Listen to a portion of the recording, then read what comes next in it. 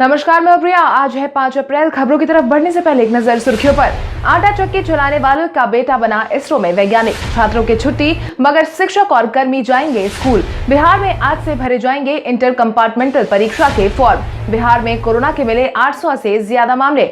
बिहार के मुखियाओं को दिया गया विशेष टास्क। अब चले बढ़ते हैं बिहार की बड़ी खबरों की ओर विस्तार से।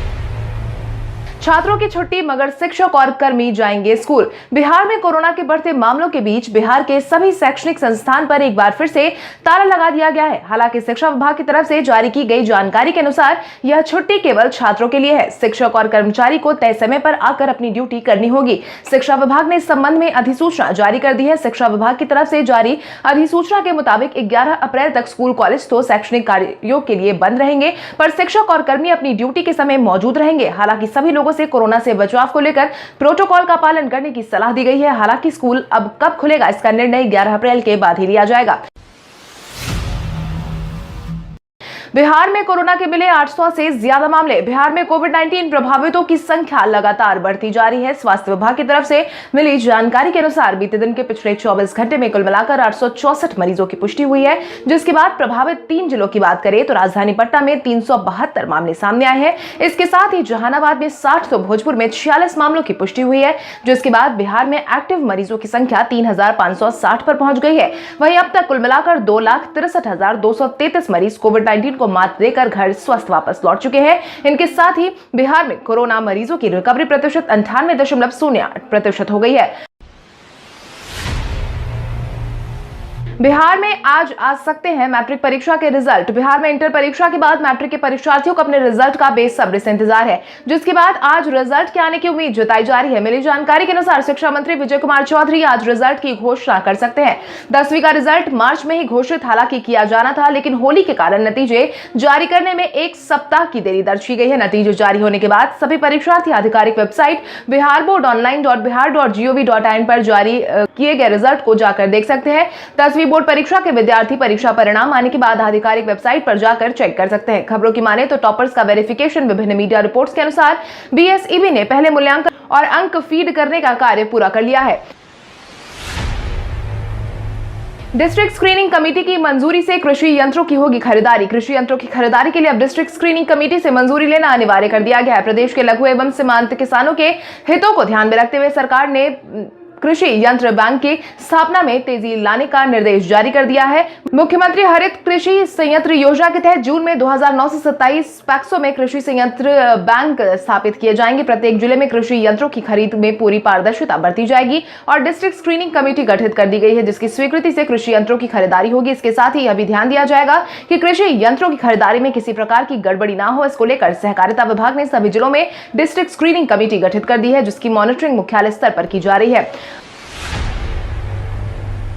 आटा चक्की चलाने वाले का बेटा बना इसरो में वैज्ञानिक। बिहार में प्रतिभाओं की कोई कमी नहीं और इसका प्रमाण समय समय पर बिहार में देखने को मिल रहा है। इसी क्रम में अब बिहार में एक युवा ने अपने नाम एक नया कीर्तिमान दर्ज किया है, जिसके तहत गया शहर के खरखुरा मोहल्ले के रहने वाले महेंद्र प्रताप के बेटे सुधांशु ने अपनी मेहनत और लगन से सफलता की एक नई इबादत लिखी है।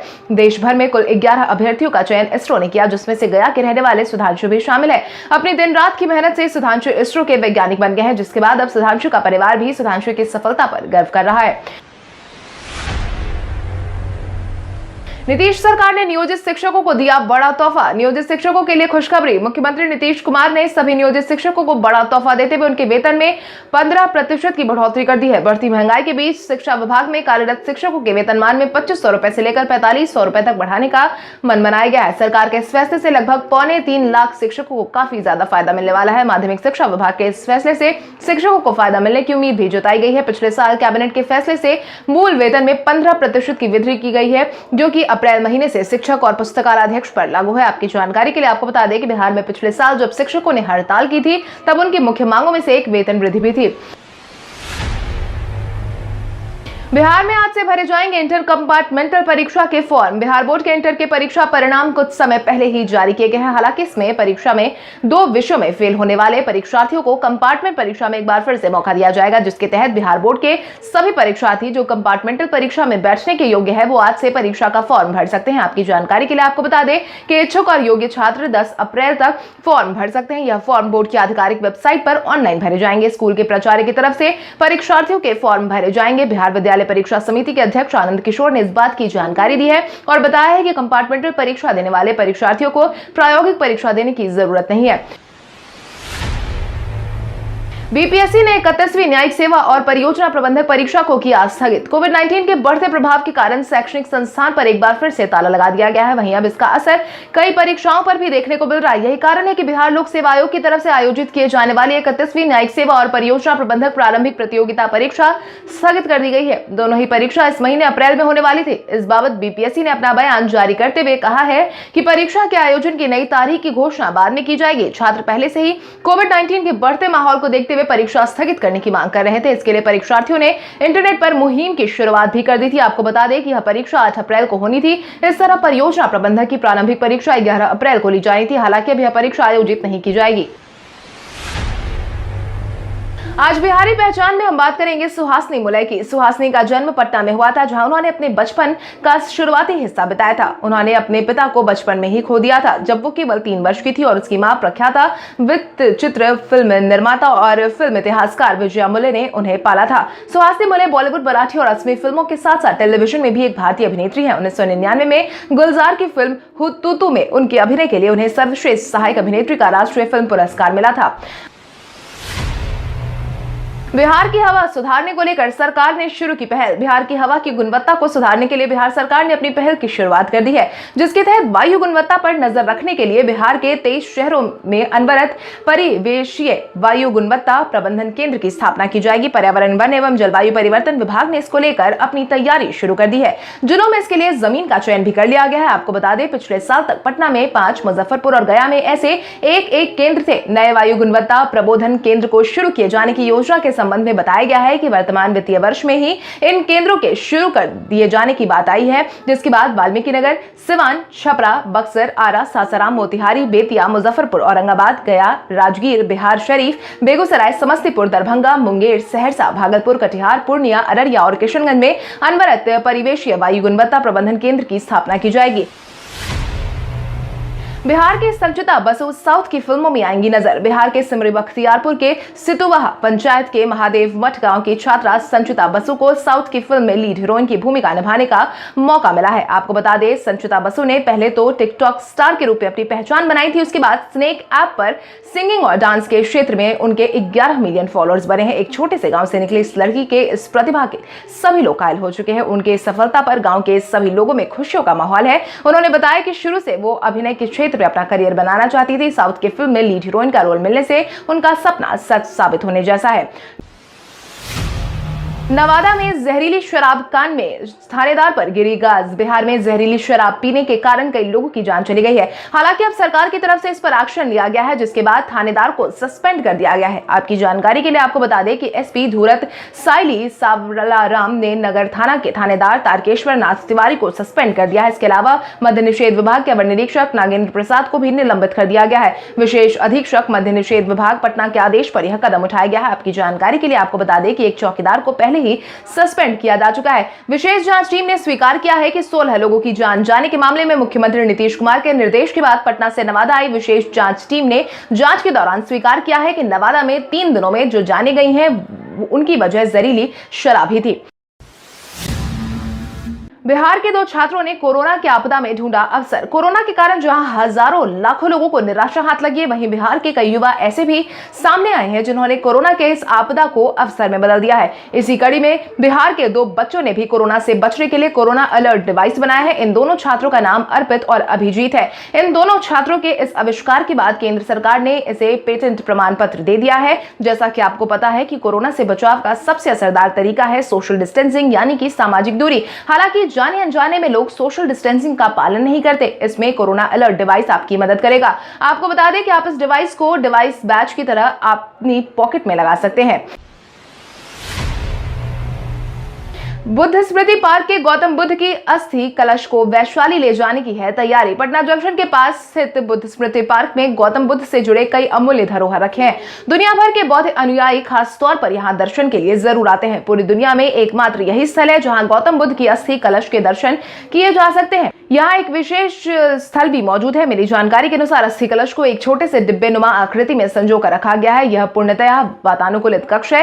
हालांकि अब इसे वैशाली ले जाने की तैयारी हो रही है। बिहार दिवस के मौके पर मुख्यमंत्री नीतीश कुमार ने बिहार म्यूजियम बिनाले 2021 में बात करते हुए कहा था कि पटना से भगवान बुद्ध के अस्थि कलश को वैशाली के बुद्ध सम्यक दर्शन ले जाया जाएगा।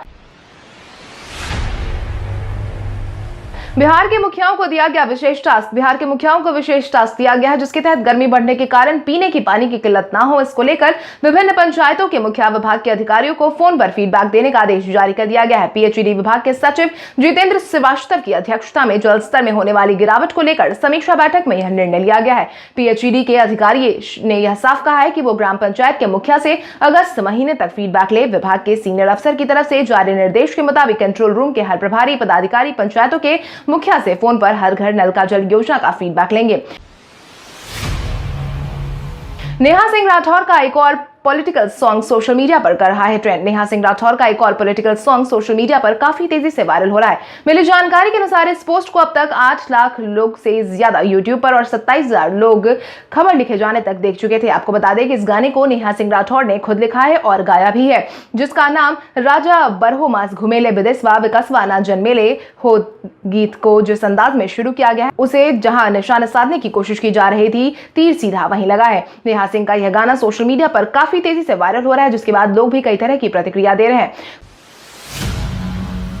कोविड-19 बचाव पर डीएम का रथ करेगा शहरी बंदिशों को जागरूक। देश भर समेत बिहार में कोविड-19 के मामलों की संख्या लगातार बढ़ती जा रही है। हालांकि डीएम डॉक्टर चंद्रशेखर सिंह ने पीएमसीएच परिसर से 8 जागरूकता रैली को हरी झंडी दिखाकर बीते दिन रवाना किया। वहीं डीएम की तरफ से पटना के शहरी क्षेत्रों में कोविड-19 संक्रमण को रोके जाने और बचाव के लिए लोगों को मास्क का अनिवार्य प्रयोग करने और सैनिटाइजर से नियमित अंतराल पर हाथ धोने और 2 गज की सामाजिक दूरी का पालन करने के बारे में जागरूक और प्रेरित किए जाने के लिए इस पहल की शुरुआत की गई है। इस मौके पर जिलाधिकारी ने अपना बयान जारी करते हुए कहा है कि कोविड-19 संक्रमण के इस दौर में सतर्कता और जागरूकता ही बचाव है। बिहार कांग्रेस दल में हुए कई लोग कोरोनाग्रस्त। बिहार में कोविड-19 प्रभावितों की संख्या लगातार बढ़ती देखी जा रही है। वहीं कोरोना का प्रभाव आम नागरिकों पर तो देखने को मिला ही, अब कोरोना की चपेट में कांग्रेस दल के कई नेता भी आ गए हैं। मिली जानकारी के अनुसार कांग्रेस के कई वरिष्ठ नेता कोविड-19 से संक्रमित पाए गए हैं। पिछले दिनों बिहार के दौरे पर आए प्रदेश प्रभारी भगचरण दास के साथ पार्टी के प्रदेश अध्यक्ष मदन मोहन झा, विधायक राजेश राम और आनंद माधव कोविड-19 संक्रमित हो चुके हैं। उक्त सभी नेता होम आइसोलेशन में, उनका इलाज जारी है। इसको लेकर कांग्रेस प्रवक्ता असत तिवारी ने अपना बयान जारी किया है, जिसके तहत उन्होंने कहा है कि राज्य सरकार ने निर्देश दिया है कि 11 अप्रैल तक किसी भी तरह के सामाजिक कार्यक्रम नहीं होंगे और कांग्रेस पार्टी सरकार के इस निर्णय का सम्मान करती है। बिहार में बढ़ते अपराध पर जगदानंद सिंह ने सरकार पर साधा निशाना। बिहार में आपराधिक मामलों की संख्या लगातार बढ़ती जा रही है। इसको लेकर राजद नेता जगदानंद सिंह ने हाल ही में नीतीश सरकार पर निशाना साधा है, जिसके तहत उन्होंने अपना बयान जारी करते हुए साफ कहा है कि बिहार के नवादा जिले में जहरीली शराब से जान गंवाने वालों के परिवार के साथ राजद हमेशा है। बिहार में लगातार अपराधी बढ़ रहे हैं। बिहार के हर जिले में घटना घट रही है। व्यापारी समुदाय के अपहरण और जान ली जा रही है। कोई समाज नहीं बचा हुआ है। बिहार में पुलिस की गुंडागर्दी चलती है। पुलिस को यह मालूम है कि हम कुछ भी करें, कुछ नहीं हो सकता है। मुंगेर में सरकारी कर्मचारी की ही पुलिस कार्रवाई के कारण जान चली गई। मुख्यमंत्री नीतीश कुमार के राज्य में हर व्यक्ति की जान जाना स्वाभाविक है। जान जाने के कारण चाहे कुछ भी हो, मुख्यमंत्री नीतीश कुमार का यह स्वभाव बन गया है। इतिहास में आज की तारीख कई कारणों से दर्ज। भारत के इतिहास में आज की तारीख कई कारणों से मानी जाती है। महात्मा गांधी अपने अनुयायियों के साथ 1930 में नमक कानून तोड़ने के लिए दांडी आज ही के दिन पहुंचे थे।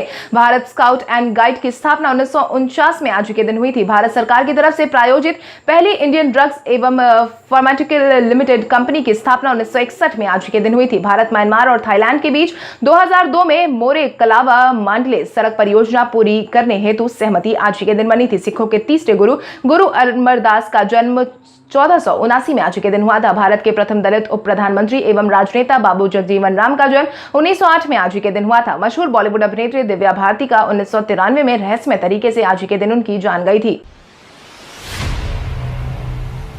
प्रधानमंत्री नरेंद्र मोदी की हाई लेवल मीटिंग में 5 सूत्री प्लान हुआ जारी।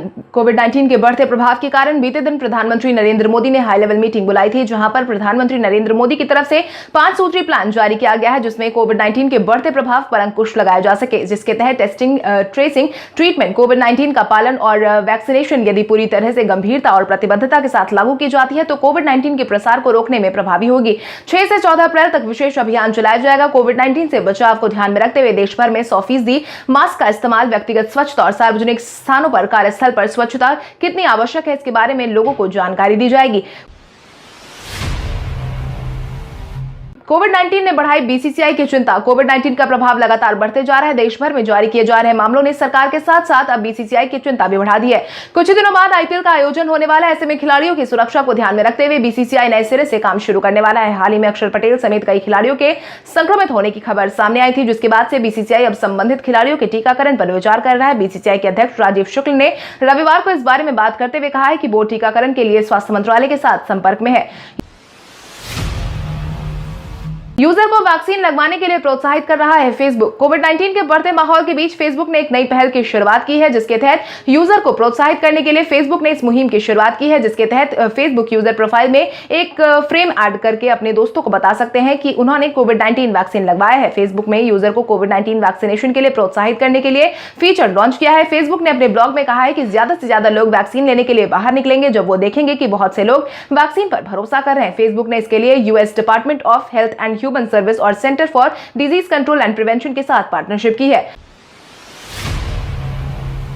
दिग्गज अभिनेत्री शशिकला ने 88 साल की उम्र में दुनिया को कहा अलविदा। दिग्गज अभिनेत्री शशिकला ने 88 साल की उम्र में दुनिया को अलविदा कह दिया है। वरिष्ठ राकंपा नेता प्रफुल्ल पटेल ने शशिकला के गुजर जाने पर शोक जताते हुए ट्वीट किया है कि दिग्गज अभिनेत्री शशिकला जी के निधन से गहरा दुख हुआ है। उन्होंने कई महत्वपूर्ण भूमिकाओं को निभाते हुए भारतीय सिनेमा में उल्लेखनीय योगदान दिया था। उनके परिवार के सदस्यों के प्रति मेरी हार्दिक संवेदना है। उनकी आत्मा को शांति मिले। इसके साथ ही कई और सेलिब्रिटीज ने भी शशिकला के गुजर जाने पर शोक संवेदना व्यक्त की है। आपको बता दें, शशिकला अगस्त 1932 में जन्मी थी और उन्होंने बॉलीवुड फिल्मों में सपोर्टिंग और नेगेटिव रोल के साथ अपने अभिनय की छाप छोड़ी थी। अब आइए जानते हैं सराफा बाजार और पेट्रोल डीजल के क्या थे भाव। अगर हम सराफा बाजार की बात करें तो सोने का भाव 4 अप्रैल को 22 कैरेट के लिए प्रति 10 ग्राम 43,910 रुपए था। वहीं 24 कैरेट के लिए प्रति 10 ग्राम 44,910 रुपए था। इसके साथ ही अगर हम चांदी की बात करें तो चांदी का भाव प्रति किलो 65,010 रुपए था। वहीं पेट्रोल की बात करें तो राजधानी पटना में पेट्रोल की कीमत 93.93 रुपए प्रति लीटर, वहीं डीजल 85.56 रुपए प्रति लीटर दर्ज किया गया। कल हमारे द्वारा पूछे गए सवाल का जवाब आप में से बहुत सारे यूजर ने हमें कॉमेंट करके दिया था, उसके लिए आपका बहुत बहुत धन्यवाद। आप में से यूजर का कमेंट हमें अच्छा लगा है उनके नाम है इरशाद अहमद, विकास महत्व, असीमा फिरदौस, अंकिता शर्मा, असलम राज, शबनम कुमारी, सोनू यादव, सलोनी सिंह, साहिल राज, बलिंदर कुमार, रवीश कुमार, सोनू कुमार, नीतीश कुमार, सुनीता देवी। इसके अलावा हमारी टीम को और भी लोगों के जवाब अच्छे लगे हैं, मगर समय के अभाव के कारण हम उनका नाम नहीं ले पाए, लेकिन आप हमारे सवालों का जवाब देते रहे। हम कल आपका नाम लेने की पूरी कोशिश करेंगे। तो चले बढ़ते हैं आज के इस सवाल की ओर। आज का सवाल कुछ इस प्रकार है, आपके अनुसार कोविड-19 के बढ़ते प्रभाव के क्या कारण हो सकते हैं? अपने जवाब हमें कमेंट करके जरूर बताएं। इसके साथ ही आज के लिए बस इतना ही। अगर आप ये वीडियो हमारा YouTube पर देख रहे हैं तो हमारे चैनल को सब्सक्राइब करें और बेल आइकन दबाना ना भूलें। और अगर आप ये वीडियो हमारा Facebook पर देख रहे हैं तो इस वीडियो को लाइक करें और ज्यादा से ज्यादा शेयर करें। धन्यवाद।